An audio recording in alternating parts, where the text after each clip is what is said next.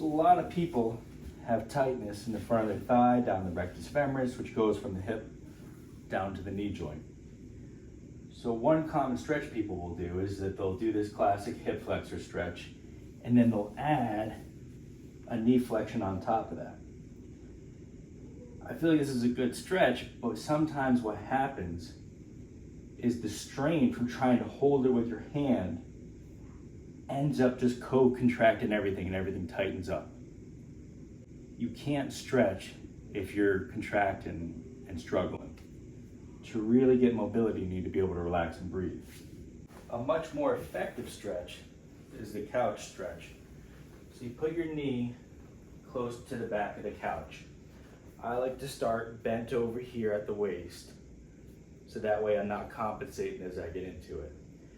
I can start to relax my muscles, let my knee soak down into the couch, and then what you do is you bring your hip forward until you feel a strong stretch in the front of the thigh. And then here, since I'm not having to grab, I'm not having to struggle, I can really relax into that stretch. And you can work on to holding it up for 2 minutes to really get a nice elongation of those tissues. If you wanted, you could add a contraction of the hamstring by trying to pull your foot off.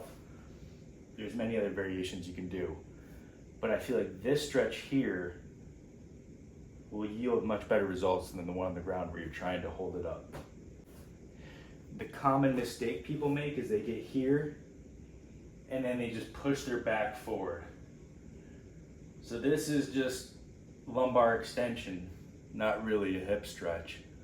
Whereas if I try, I can't even really get my hip into a stretch position. That's why you gotta start bent here and stretch by moving your hip forward, not moving your back up. So it's an aggressive stretch, so you wanna start into it lightly. 30 to 60 seconds a day, once or twice a day. Some people feel better if they do it before activity, and if you loosen those muscles up and then you go for a run, they feel better. Other people feel better doing it after. So you gotta figure out what works best for your body. Just go gently and make sure you're not just compensating with your back.